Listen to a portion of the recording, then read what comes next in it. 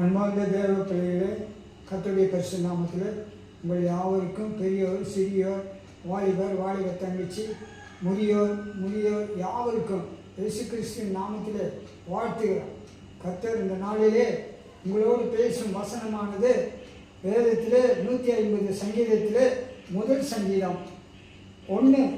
துன்மார்க்கருடைய ஆலோசனையிலே நடவாமலும் பாவிகளுடைய வழியிலே நில்லாமலும் பரிகாசர் உட்காரும் இடத்திலே உட்காராமலும் கர்த்தருடைய வேதத்திலே தியானமாய் இருக்கிற மனுஷன் பாக்கியவான்.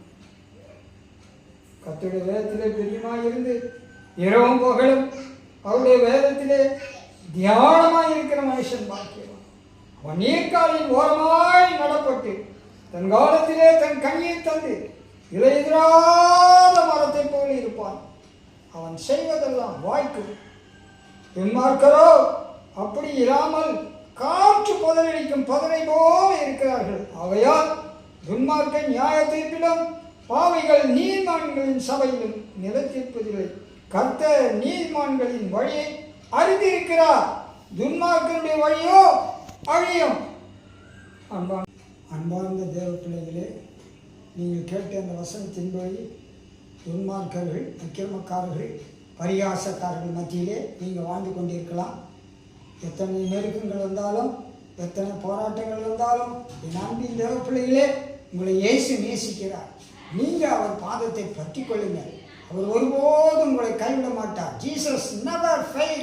Jesus never forget them. Oh, all the peoples are loving for the Lord Jesus. ஆண்டவர் உங்களை கைவிட மாட்டார். இயேசு உங்களை அருண மாட்டார். அவர் உங்களோடு இருப்பார். கர்த்தருடைய பிள்ளைகளே, இந்த நாளிலும் என் உடல்நலம் பலவீனமாய் காய்ச்சலால் கீழே விழுந்துவிட்டார். சத்துருவானவன் எவ்வளோ நெருக்கம், பிசாசனான் எவ்வளோ போராட்டம். உங்கள் மத்தியிலே இயேசு கிறிஸ்துவின் ரத்தத்தினால் உயிர்ப்பட்டு உங்கள் மத்தியிலே பேச தேவன் கொடுத்த மகா ஆசீர்வாதத்துக்காக ஆண்டவருக்கு நன்றி சொல்லுங்கள். நீங்களும் உங்கள் வாழ்க்கையிலே ஒவ்வொரு பலவீன நேரத்திலே ஏசப்பா எனக்கு உதவி செய்ய என்பது you must come touch for the Lord. அவருடைய ரத்தத்தினால் நம்மை புது பலன், புது கிருபை, புதிய வல்லமை தந்து உங்களை இந்த நாளிலும் மீண்டுமாய் அவர் ஆசீர்வதித்து ராத்திரி வேளையிலே அவரோடு பேசுங்க. உங்களுக்கு என்ன தேவையோ, உங்களுக்கு குடும்ப காரியங்கள் என்ன குறைவோடு இருக்கிறதோ அவன் எல்லாவற்றையும் அவர் அறிவார். ஆண்டவர் ஆகிய இயேசு கிறிஸ்து நாமத்திலே ஜெபிக்கிறோம் நல்ல பிதாவே, ஆமென்.